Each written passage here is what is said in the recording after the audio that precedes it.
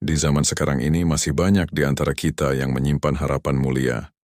Kelak, ketika usia telah lanjut dan tubuh mulai renta, kita bisa tinggal bersama anak-anak dan cucu-cucu tercinta. Ada kerinduan untuk dikelilingi oleh tawa mereka, dan keinginan agar saat kita sakit, lemah, atau tak lagi sekuat dulu, ada tangan-tangan kasih yang setia merawat, mendampingi, dan memberi perhatian. Harapan ini begitu manusiawi, begitu alami. Namun realita tidak selalu sejalan dengan harapan. Tidak semua anak memiliki kemampuan atau kesempatan untuk berada dekat dengan orang tuanya. Sebagian hidup dalam keterbatasan ekonomi, berjuang menafkahi keluarganya sendiri. Ada pula yang harus merantau jauh demi pekerjaan, terpisah jarak dan waktu sepanjang tahun. Dalam kondisi seperti itu, tinggal bersama orang tua menjadi sebuah kemewahan yang sulit diwujudkan. Yang lebih menyayat hati, sekalipun tinggal bersama, masih memungkinkan. Tidak sedikit orang tua yang dengan sadar memilih untuk tidak merepotkan anak-anaknya. Di usia lanjut, di saat tubuh tak lagi sekuat dahulu, mereka tetap bersikeras untuk hidup mandiri, menyiapkan makanan sendiri, menjaga kebersihan, menjaga kesehatan, bahkan menjaga sikap agar tidak menjadi beban emosional bagi anak dan cucunya. Mereka menyembunyikan sakit, menyimpan lelah dan menahan perih hanya agar anak-anaknya tidak terbebani oleh kehadiran mereka. Bahkan ada yang sampai pada titik di mana mereka merasa perlu berhati-hati terhadap anak kandungnya sendiri. Takut, menyinggung, takut dianggap mengganggu, takut dicap menyusahkan. Hati-hati dalam berbicara, dalam bertindak, bahkan dalam meminta bantuan. Cemas jika kehadiran mereka justru menjadi sumber ketegangan dalam rumah tangga anaknya. Dan disinilah sebuah pertanyaan menggetarkan jiwa muncul. Adakah yang lebih menyedihkan daripada seorang ibu atau ayah yang harus merasa sungkan dan waspada terhadap darah dagingnya sendiri? Di masa ketika mereka justru paling membutuhkan kasih sayang, yang ada malah kesepian yang ditutupi dengan senyum tipis dan kalimat, "Ibu tidak apa-apa, Nak." Sebuah renungan bagi kita semua, bahwa cinta sejati orang tua itu tidak lekang oleh waktu. Namun jangan sampai cinta mereka justru dibalas dengan ketakutan untuk dicintai kembali. Ada seorang ibu tua dari kampung yang datang ke kota untuk tinggal bersama putra sulungnya, sekalian membantu merawat menantu yang baru melahirkan cucu. Pertama, rumah saya bersebelahan dengan rumah keluarga putra ibu tersebut. Suatu kali, saat mendengar saya berbicara dengan aksen daerah asal ibu yang sangat kental, beliau tampak gembira. "Alhamdulillah," pikir beliau. Mulai sekarang saat sedih atau senggang, ada teman untuk berbagi cerita. Keluarga Pak Ahmad, putra ibu tersebut, terbilang pendiam di kompleks perumahan mereka. Menurut banyak tetangga, mereka cukup tertutup dan tidak banyak berinteraksi dengan lingkungan sekitar. Pak Ahmad adalah seorang dosen di universitas ternama. Sementara istrinya, Ibu Siti, kabarnya sedang menempuh studi S2 dan bersiap mengajar di tempat suaminya bekerja. Melihat ibu tua itu sering melamun dan tampak sedih, saya mengajaknya, "Bu, kalau lagi senggang, main saja ke sini biar ramai. Saya juga baru melahirkan cucu, sedang cuti melahirkan, jadi ada waktu luang." Namun ibu itu hanya berani mengetuk pintu tetangga saat putra dan menantunya sedang tidak di rumah.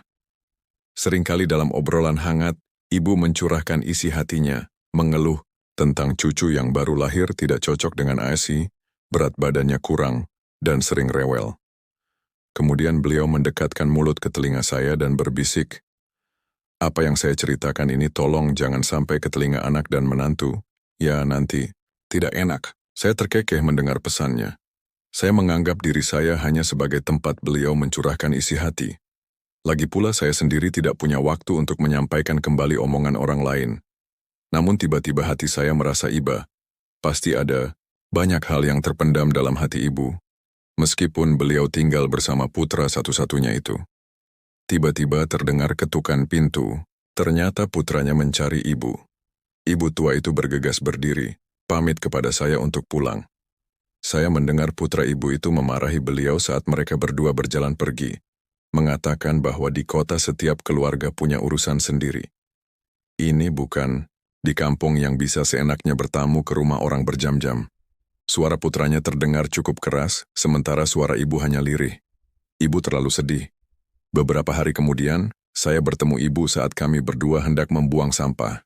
Suara ibu merendah, matanya berkaca-kaca. Beliau berkata bahwa tinggal di sini tidak jauh berbeda dengan penjara. Sepanjang hari hanya berhadapan dengan 4 dinding. Beliau rindu ayam-ayam yang sedang bertelur dan 4 anjing hitamnya. Ingin kembali ke kampung untuk berkebun. Namun putranya bersikeras tidak mengizinkan, bahkan mengatakan bahwa ibu harus menjaga martabat dirinya dan istrinya. Tetangga pun mulai berbisik, punya 5 anak, hanya 1 putra yang sukses. Tapi cara merawat ibunya seperti apa? Sampai ibu harus pergi terburu-buru padahal belum genap setahun di kota. Akhirnya ibu pun mengalah dan tetap tinggal. Suatu kali saya ada keperluan mampir ke rumah putra ibu tersebut sekalian menjenguk beliau. Saat itu keluarga mereka sedang makan. Tangan ibu gemetar. Makanan pun berjatuhan. Pak Ahmad kesal kepada ibunya, menyuruh ibu makan dengan hati-hati agar tidak berantakan. Ibu tua itu melirik, saya tersenyum kecut. Menantu perempuannya hanya bisa menatap ibu mertuanya dengan canggung, sambil menghela napas. Saya pura-pura menatap televisi, namun hati saya tidak bisa menahan rasa iba. Saya juga punya anak kecil yang sedang belajar berjalan. Saat saya menuntunnya, melangkah pertama kali, saya teringat ibu saya dulu juga dengan sabar menuntun langkah pertama saya. Saya berjanji pada diri sendiri harus tahu betapa sulitnya merawat anak, agar tahu betapa sulitnya orang tua dulu merawat kita. Saat anak saya makan empasi, setiap suapannya pun berceceran. Jika saya bisa sabar dengan anak saya hanya berharap, nanti ketika saya tua tangan saya gemetar, putra saya akan mengingat masa kecilnya dan berlapang dada kepada orang tuanya. 2 generasi berlanjut dalam hidup, menciptakan lingkaran dan pola yang berulang. Sayangnya, kedua orang tua saya meninggal karena sakit terlalu cepat. Sekarang saya ingin merawat mereka pun tidak bisa. Hati saya sedih, namun saya berjanji untuk mencurahkan kasih sayang dan kesabaran kepada anak kecil saya sebagai pengingat bagi diri sendiri bahwa dulu saya juga pernah dicintai dan disabari oleh orang tua saya seperti itu. Bapak dan Ibu yang budiman, setiap orang akan menua. Orang tua yang menua itulah gambaran diri kita di masa depan. Anda adalah anak dari orang tua Anda, dan juga orang tua dari anak Anda. Di saat-saat genting, orang tua sungguh rela mengorbankan nyawa demi masa depan Anda. Orang tua seolah membiarkan kita berjalan di jalan kita sendiri. Namun sebenarnya pandangan mereka selalu tertuju pada punggung kita. Jika suatu hari Anda benar-benar memahami apa yang ditakuti orang tua, Anda juga akan memahami bagaimana cara berterima kasih kepada mereka.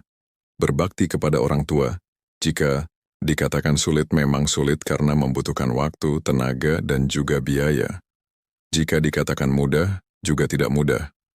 Namun, sering-seringlah menelepon orang tua. Tunjukkan wajah ceria Anda kepada mereka. Itu sudah cukup. Selama masih ada orang tua, hidup ini masih ada tempat untuk kembali. Ketika orang tua tiada, hidup ini hanya tinggal jalan pulang. Saat muda, Anda selalu berpikir, orang tua adalah gunung. Tempat Anda bisa bersandar seumur hidup, hingga orang tua menua. Berjalan pun terengah-engah. Barulah Anda mengerti bahwa kasih sayang orang tua yang bisa diberikan semakin sedikit, namun tetap sangat berharga. Suatu hari nanti, Anda tidak akan lagi mendengar suara orang tua memanggil Anda pulang untuk makan. Tidak lagi mendengar suara telepon dari mereka. Suatu hari nanti Anda akan menjadi anak yang tidak dipedulikan siapapun. Hidup sendiri, berkelana kemana-mana. Oleh karena itu, sesulit apapun jangan menyusahkan orang tua. Sesibuk apapun harus memberitahu orang tua bahwa Anda baik-baik saja. Semiskin apapun jangan sampai orang tua kekurangan. Jangan sampai orang tua harus berhati-hati dengan anak kandung mereka sendiri. Terlalu sibuk mengabdi pada keluarga suami melupakan ibu kandung yang tua. Di hari pernikahan saya, ibu menasihati, saya anggap rumah suami seperti rumah sendiri. Jika ada pekerjaan lakukan bersama. Saat makan hormatilah yang lebih tua. Dahulukan mereka baru makan.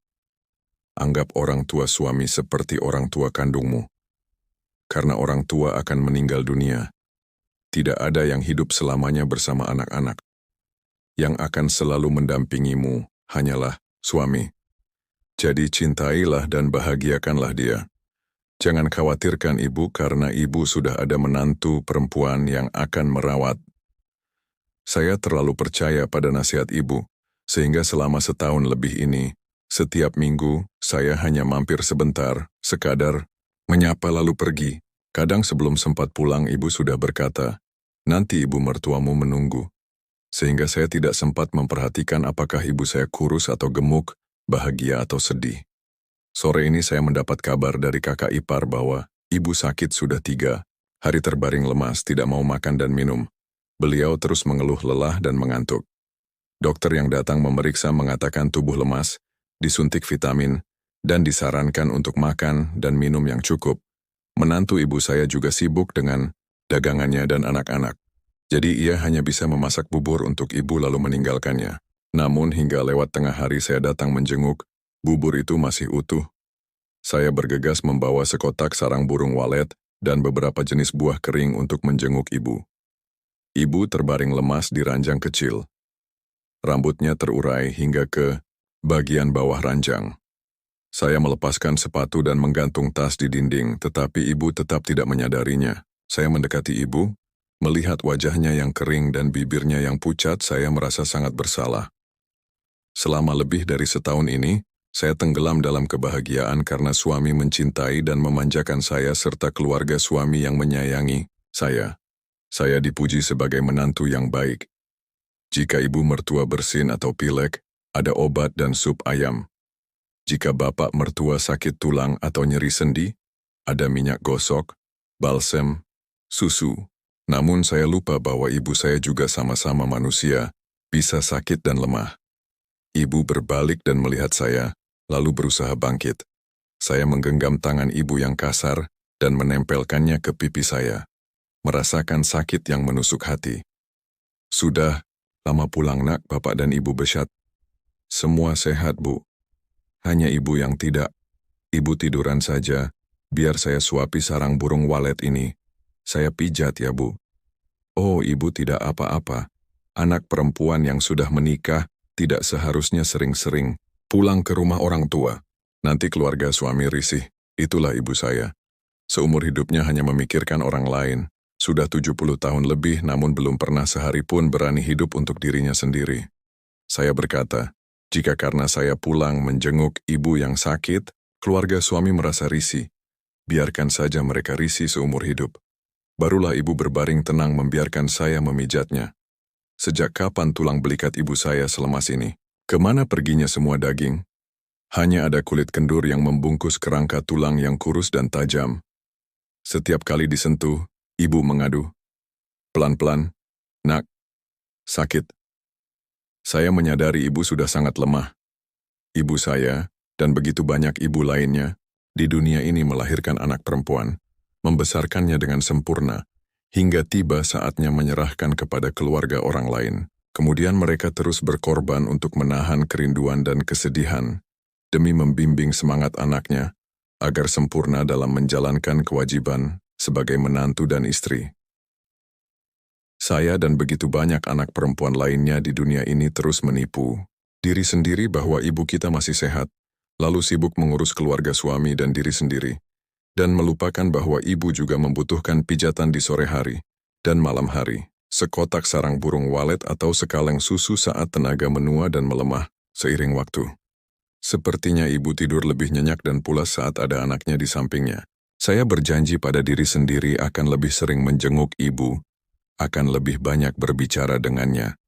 Terutama saya akan waspada terhadap perkataan ibu sehat kok. Karena kenyataannya, wanita di atas usia 50 tahun tidak akan sekuat dulu lagi.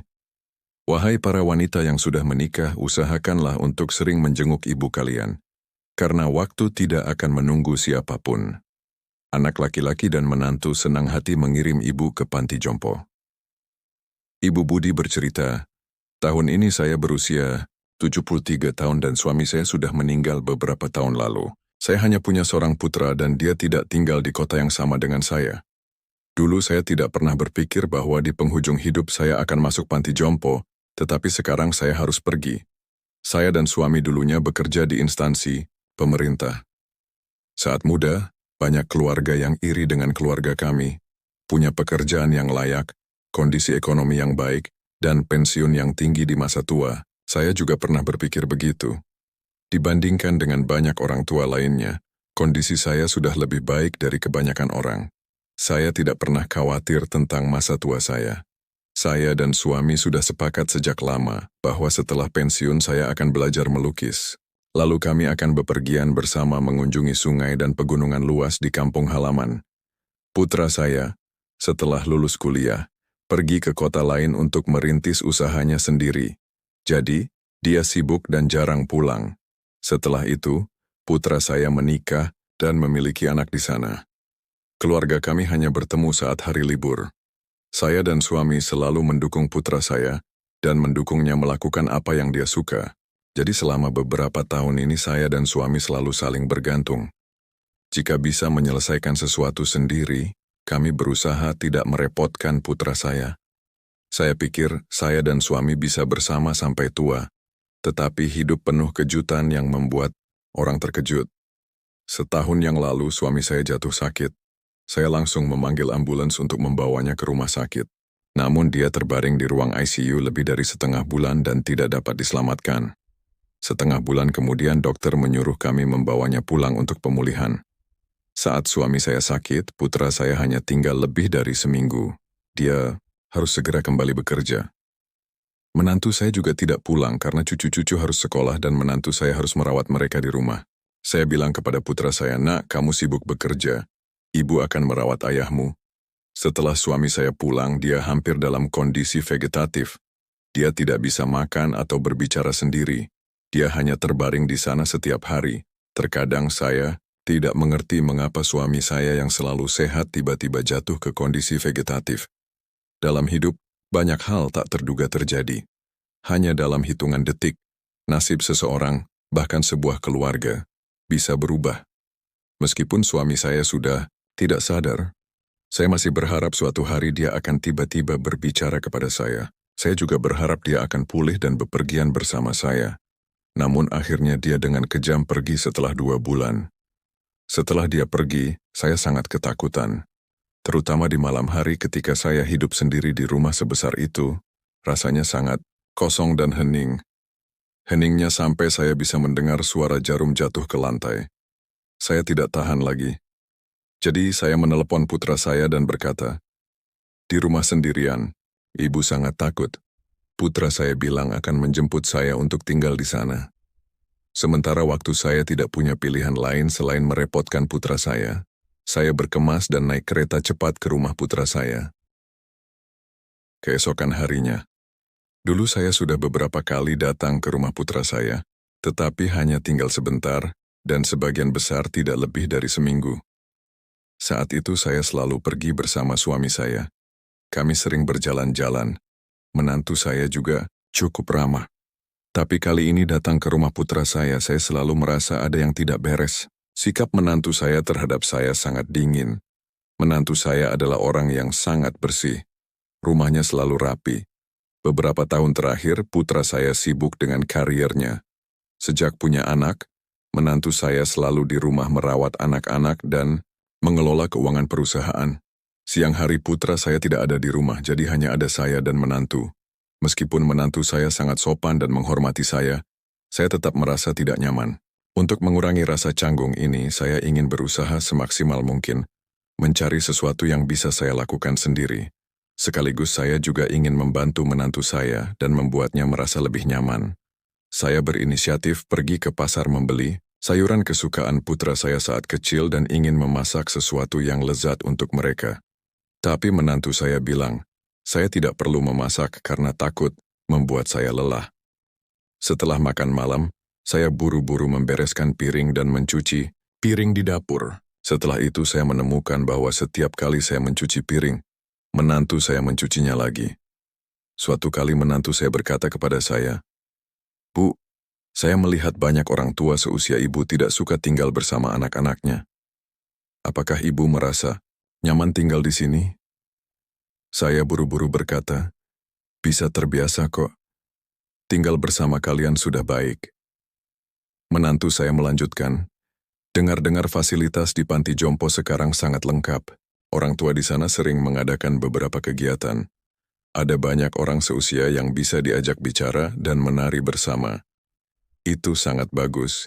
Bibi Ani, tetangga kami, putra dan putrinya sudah mengundangnya untuk tinggal. Tetapi bagaimanapun juga, dia tidak mau tinggal bersama mereka dan harus tinggal di panti jompo. Saya hanya bisa. Oh, hati saya tiba-tiba mengerti menantu saya sedang menyindir saya. Menantu saya langsung melanjutkan. Bu, rumah ibu yang luasnya 134 patra itu sekarang harganya lebih dari sekitar R8 miliar kan? Sore itu menantu saya berbicara kepada saya dengan santai. Mungkin itulah yang sudah dipikirkan menantu saya sejak lama. Saya ingat bahwa sekitar setengah bulan terakhir, saya datang ke rumah putra saya. Meskipun di luarnya menantu saya sangat sopan kepada saya, sebenarnya dalam hati tidak menyambut saya untuk tinggal di sini dalam jangka panjang. Sebenarnya ini bisa dimengerti. Berapa banyak orang yang berani menyatakan akan bersedia hidup bersama orang tua. Menantu saya cukup berbakti. Setidaknya dia tidak langsung mengusir saya. Saya sangat bersyukur. Beberapa hari kemudian saat putra saya ada di rumah, saya berkata kepadanya, Ibu tiba-tiba ingin masuk panti jompo. Di sana banyak orang tua yang bisa diajak berteman dan ada program untuk orang tua. Tolong antarkan ibu, melihat-lihat ya. Putra dan menantu saya mengantar saya mengunjungi beberapa panti jompo dari kelas menengah hingga kelas atas. Di daerah itu fasilitasnya sangat bagus, stafnya juga sangat ramah. Ada banyak orang tua seusia saya di sana, dan mereka semua sangat bahagia. Saya memilih panti jompo yang paling saya sukai dan menetap di sana. Saat kami kembali, putra dan menantu, saya sangat gembira. Beberapa hari ini Ibu Budi sibuk mengurus penjualan rumahnya. Ketika kembali dari rumah putranya, beliau sudah mendaftarkan rumah itu ke agen properti. Beliau berkata kepada semua orang bahwa mungkin beliau tidak akan kembali ke sana lagi di masa depan, bahkan memberikan anjing kesayangannya kepada orang yang layak yang akan merawat dan menyayanginya. Ibu juga menyuruh tetangga datang ke rumah untuk memilih barang. Ambil saja apa yang disukai, gratis. Ada yang memilih sofa ibu, ada yang mengambil beberapa pot anggrek kesukaan ibu, dan ada juga yang mengambil beberapa peralatan listrik kecil. Saya memilih beberapa buku bagus dari rak buku besar ibu. Ketika saya pergi melihat rumah mewah ibu yang lebih dari 130 mapa itu, hati saya dipenuhi perasaan ketika saya tua nanti, di mana saya akan menghabiskan masa pensiun. Seorang kakek berpura-pura menjadi pengemis pulang kampung menguji hati 3 putra kandungnya. Di kampung Tegal ada seorang kakek bernama Pak Harun. Beliau dan istrinya memiliki 3 putra. Kala itu, untuk menghidupi ketiga anaknya, Pak Harun merantau ke Jakarta untuk bekerja. Beliau harus melakukan banyak pekerjaan sulit dan berat yang melelahkan dan menyakitkan. Tetapi demi ketiga putranya, beliau berpikir bahwa betapapun sulitnya itu semua sepadan, karena beliau bekerja jauh dari rumah sepanjang tahun dan hanya pulang saat Hari Raya Idul Fitri. Maka selama itu beliau sangat jarang tinggal dan bersama anak-anaknya. Setelah bertahun-tahun, usia semakin menua. Namun, beliau masih merantau bertekad untuk mencari lebih banyak uang untuk anak-anaknya. Hingga usia 60 tahun, tubuhnya mulai lemah, tidak sanggup lagi. Barulah beliau berniat kembali ke kampung halaman untuk menikmati masa tua. Karena jarang dekat dengan anak-anak dan lebih banyak berjauhan, maka beliau tidak terlalu mengenal anak-anaknya. Beliau memutuskan untuk menyamar sebagai pengemis dan kembali ke rumah untuk menguji sikap anak-anaknya. Ketika sampai di gerbang kampung, beliau mengganti pakaiannya dengan yang compang-camping, sengaja membuat tubuhnya kotor, dan mengenakan tas besar terlihat persis seperti pengemis yang malang. Pertama-tama beliau pergi ke rumah putra sulungnya, mengetuk pintu. Kakek itu berkata kepada putra sulungnya, "Nak, ayah sudah pulang." Putra sulung itu memandang Pak Harun dari ujung kepala hingga ujung kaki. Wajahnya muram. Ia mendorong kakek itu dan berkata, "Bapak, berani-beraninya mengaku sebagai ayah saya. Ayah saya berbisnis di Jakarta, uangnya banyak. Dia baru saja mengirim uang kepada saya bulan lalu." Pak Harun berkata, "Ayah ini ayahmu. Mengapa kamu bicara begitu? Bisnis, ayah bangkrut gagal, makanya jadi seperti ini." Putra sulung itu melanjutkan, "Jika bisnis gagal jangan kembali lagi. Ayah harus mencari pekerjaan lain dong." Lagi pula kenapa ayah pulang dengan penampilan seperti ini? Paling tidak pakailah pakaian yang layak dan bersih sedikit. Sudah, ayah pergi saja ke rumah adik kedua untuk tinggal sementara. Istri dan anaknya juga tidak akan suka kalau ayah tinggal di sini nanti. Ayah juga susah, saya juga susah. Pak Harun meneteskan air mata dan pergi ke rumah putra keduanya. Putra kedua kebetulan sedang keluar dan hampir menabraknya. Kakek itu dengan gembira berkata, "Nak, ayah sudah pulang." Putra kedua terdiam memandang kakek itu sebentar, lalu membawanya masuk ke rumah. Ia menyuruh kakek itu mandi. Setelah mandi, beliau melewati kamar suami istri itu. Beliau mendengar mereka berdiskusi ingin memindahkan beliau ke rumah putra sulung untuk dirawat. Karena kakak sulung punya uang dan juga anak tertua, kakek itu merasa kecewa dan putus asa. Beliau membiarkan pasangan suami istri itu berdiskusi di sana. Beliau kembali mengenakan pakaian compang-camping dan kotor yang sama, lalu pergi menemui putra bungsunya. Ketika sampai di rumah putra bungsu, melihat penampilan kakek itu, ia meneteskan air mata dan berkata, "Ayah, mengapa ayah jadi seperti ini? Di luar tidak nyaman ya? Mengapa ayah tidak menyuruh saya menjemput ayah pulang? Setelah ini ayah jangan pergi kemana-mana lagi. Tinggal saja di rumah bersama kami." Putra bungsu itu berbalik dan berkata kepada istrinya, "Dewi, tolong siapkan air hangat untuk ayah mandi. Biar aku keluar membeli makanan untuk ayah. Pasti ayah sudah lapar sekali." Setelah berkata demikian, tanpa menunggu jawaban ayahnya, ia segera mengambil sepeda motor dan pergi ke pasar untuk membeli makanan enak. Pak Harun melihat bagaimana perlakuan putra bungsu dan menantunya. Hatinya pun sedikit terhibur. Namun beliau tetap berkata kepada mereka, "Nak, ayah bangkrut, tidak punya uang untuk kalian. Sekarang sudah tua dan lemah. Jika tinggal bersama kalian, ayah takut kalian akan susah merawat ayah dan harus memikirkan ayah juga." Putra bungsu berkata, "Ayah, ayah bicara apa?" Kata orang, "Muda bergantung pada ayah, tua bergantung pada anak. Sekarang ayah tidak sehat, jadi kami harus merawat ayah. Mulai sekarang kami akan merawat ayah. Ayah jangan berkeliaran lagi." Menantu perempuan juga berkata, "Ayah, ayah tenang saja. Dulu setiap bulan ayah mengirim uang kepada kami, jadi sekarang kami bisa memiliki kehidupan seperti ini. Sekarang ayah sudah tua dan lemah, tidak perlu memikirkan masalah uang lagi. Biarkan kami yang merawat ayah." Pak Harun terharu, meneteskan air mata. Sore itu seluruh keluarga makan bersama dengan gembira. Setelah makan, kedua putranya bahkan menyiapkan tempat tidur yang bersih dan hangat untuk beliau beristirahat. Malam itu, putra bungsu tidur di sampingnya. Mereka banyak berbicara hingga larut malam barulah tertidur. Keesokan paginya menantu perempuan membuatkan semangkuk mie ayam kesukaan beliau.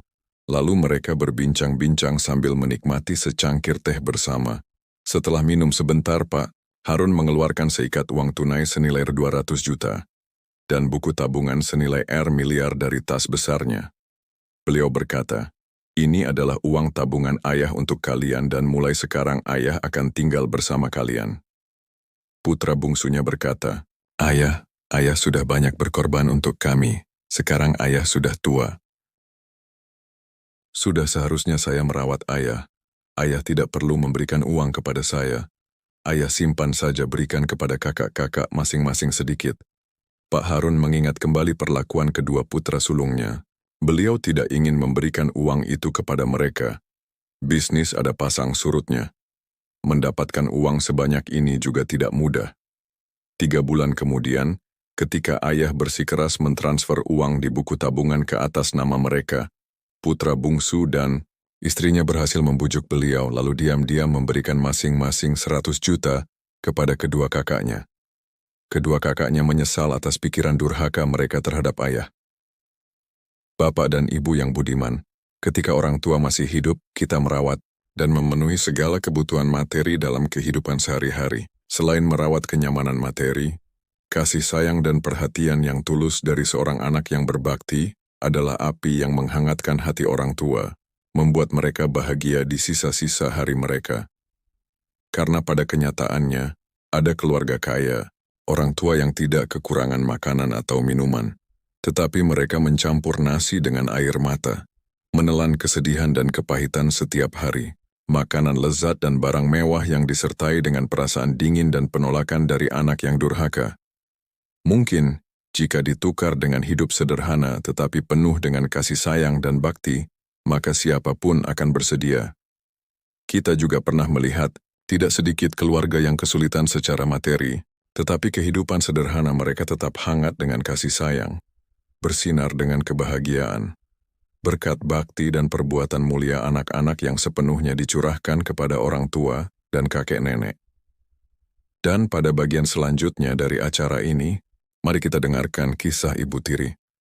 Saat semua orang sibuk mendirikan tenda dan menata meja kursi, Rani masuk ke kamar pribadinya, yang baru saja disiapkan ayah untuknya tidur sendiri, lalu diam-diam menangis.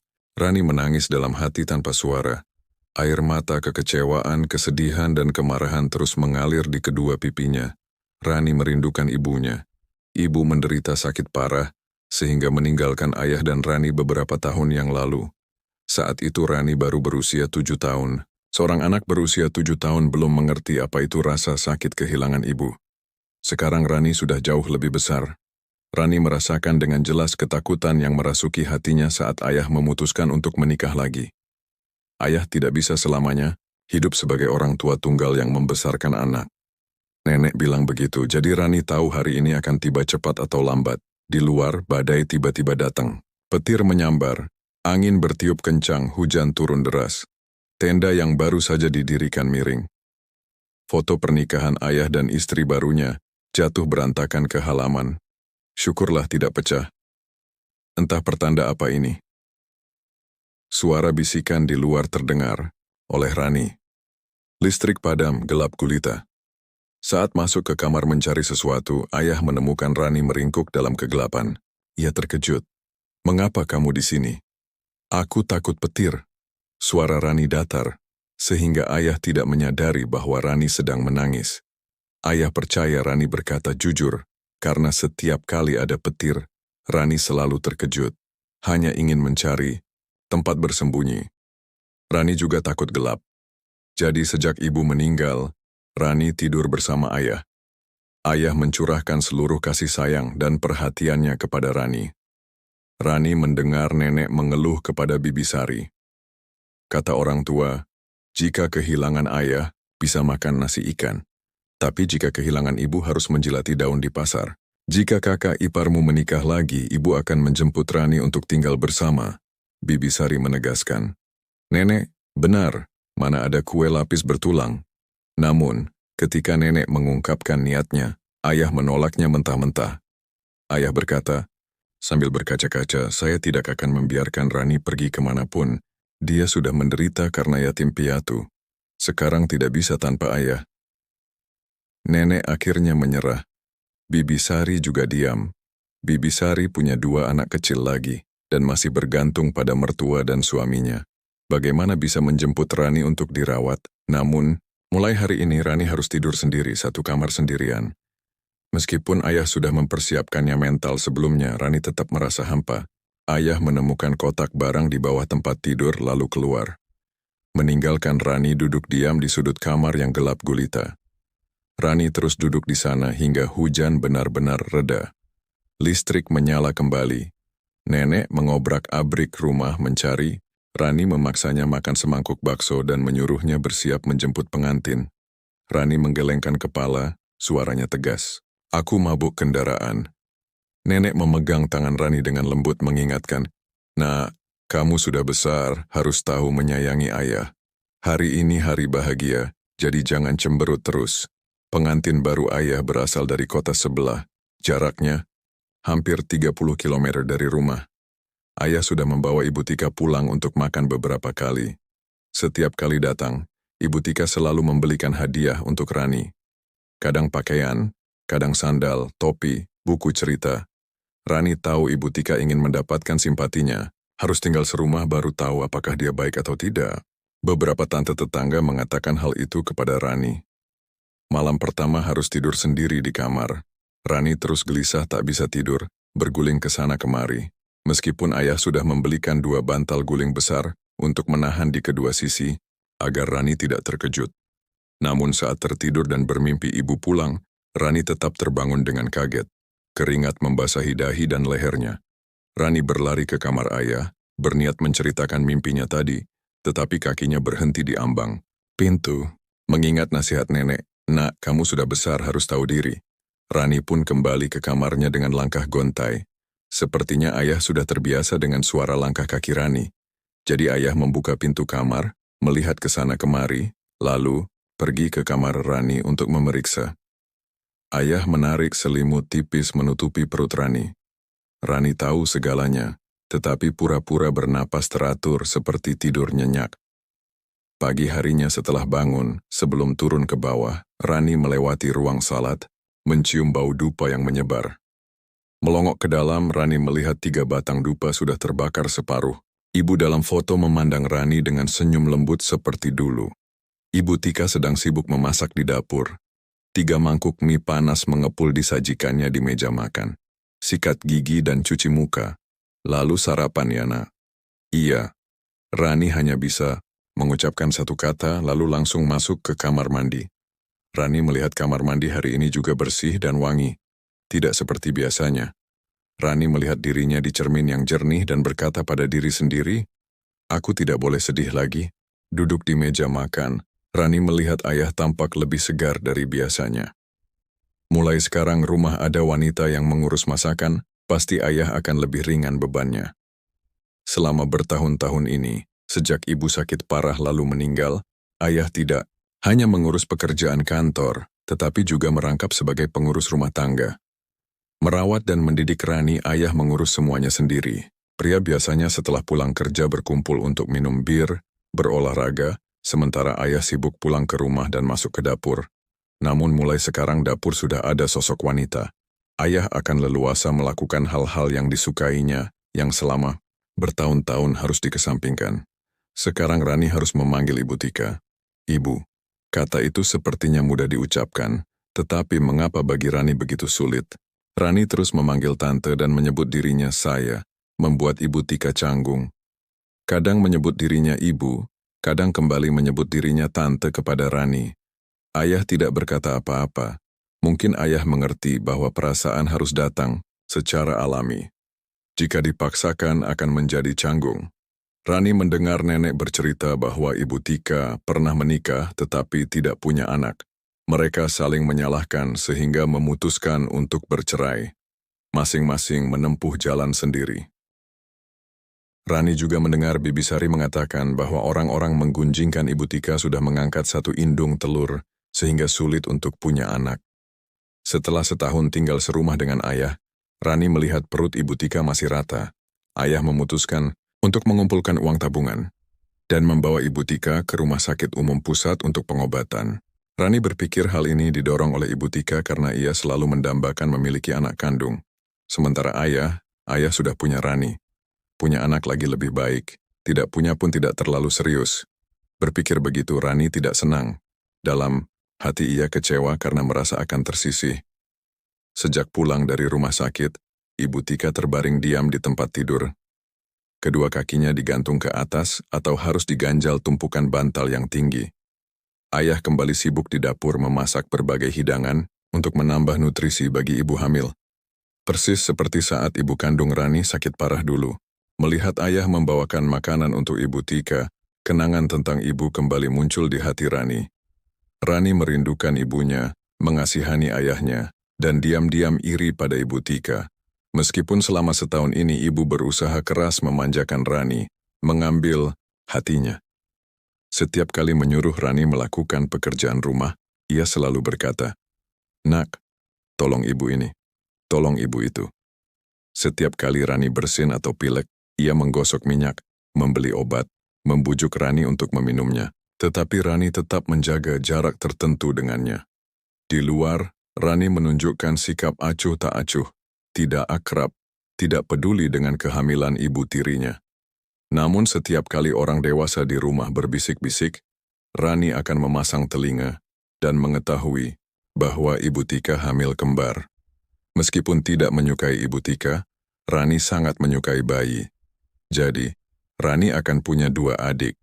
Rani akan menggendong adiknya keliling kampung. Berpikir begitu, kekecewaan Rani pun berkurang. Lalu ia mendengar kabar bahwa Ibu Tika dan bayinya tidak sehat, sehingga Rani mulai khawatir. Setiap hari Rani mencari alasan untuk melewati pintu kamar ayah beberapa kali untuk melihat Ibu Tika. Rani ingin datang merawat berbicara dengannya agar ia tidak sedih. Rani teringat bagaimana Ibu Tika merawatnya saat ia sakit. Namun setiap sampai di pintu kamar, Rani tidak bisa menyingkirkan egonya untuk melangkah masuk. Suara keras disertai rintihan dari kamar sebelah membuat Rani terkejut. Saat itu ayah belum pulang dari bekerja. Ibu Tika masih harus terbaring di tempatnya.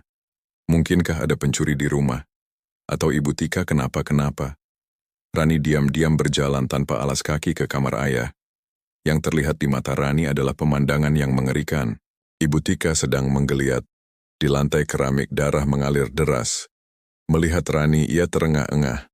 Panggil ayah, segera pulang. Setelah berkata demikian, ia pingsan. Rani panik dan diliputi rasa takut yang luar biasa. Nafasnya memburu, matanya, nanar memandang tubuh perempuan yang terbaring lemah di hadapannya. Ibu, ibu kenapa? Ibu sadar dong, Bu. Serunya, nyaris bergetar. Untuk pertama kalinya dalam hidupnya, Rani memanggil wanita itu dengan sebutan ibu. Sebutan yang selama ini enggan ia ucapkan, kini keluar begitu saja dari mulutnya. Tulus, tanpa beban, lahir dari ketakutan yang mendalam akan kehilangan. Namun, Ibu Tika tak menjawab. Ia tetap diam, tak merespons panggilan Rani. Hati Rani remuk. Dengan tangan gemetar, ia meraih telepon genggam dan segera menghubungi ambulans. Ia juga menelepon ayah. Suaranya terbata dan penuh isak tangis. Kejadian itu terasa seperti mimpi buruk yang tak berkesudahan. Rani nyaris tak bisa mempercayai kenyataan pahit yang harus mereka hadapi. Ibu Tika, perempuan yang selama ini mencoba mencintai Rani dengan caranya sendiri, harus merelakan kehamilannya. Ia kehilangan anak yang dinantikan dengan penuh harap. Perempuan itu kini tampak seperti raga tanpa jiwa. Terlihat kosong dan rapuh. Aroma obat-obatan dan disinfektan di rumah sakit menusuk hidung, membuat Rani menahan napas sambil mengernyitkan wajah. Saat tubuh Ibu Tika dipindahkan dari ruang gawat darurat ke ruang perawatan intensif, Rani menggenggam erat lengan ayahnya. Ayah terlihat begitu kacau dan tidak fokus, seperti kehilangan arah. Ia diliputi kecemasan yang mendalam, sehingga Rani pun mengambil alih tanggung jawab kecil. Ia keluar untuk membeli bubur hangat untuk Ibu Tika. Saat kembali, ia duduk di sisi ranjang rumah sakit dan dengan suara lembut berkata, "Ibu makan ya, supaya cepat sehat." Ibu Tika menoleh perlahan, matanya memancarkan haru yang tak terucap. "Kamu barusan bilang apa?" Tanyanya pelan, seolah ingin memastikan bahwa ia tidak salah dengar. Tangan Ibu Tika menggenggam tangan Rani, berharap kalimat itu kembali diucapkan. Mengerti betul perasaan itu, Rani mengeratkan genggamannya dan kembali berkata dengan penuh ketulusan, "Ibu harus makan supaya cepat pulih." Air mata pun jatuh dari kedua mata Ibu Tika mengalir perlahan di pipinya yang pucat. Ia menarik Rani ke dalam pelukan, memeluknya begitu erat, seolah tidak ingin melepaskan. Tangis pun pecah, pelan tapi dalam. Tubuh Ibu Tika bergetar dalam pelukan Rani. Dalam hatinya, Rani ingin mengucapkan kalimat yang begitu menggetarkan batin. "Ibu, jangan tinggalkan aku. Aku takut sekali kehilanganmu." Namun, kata-kata itu terhenti di tenggorokan. Hanya mampu bergema. Dalam hati, untuk pertama kalinya ia merasakan hangatnya kasih seorang ibu. Bukan dari darah yang sama, tapi dari cinta yang tumbuh perlahan. Dan kini begitu nyata dalam pelukan hangat seorang ibu tiri yang berubah menjadi sosok ibu sejati baginya.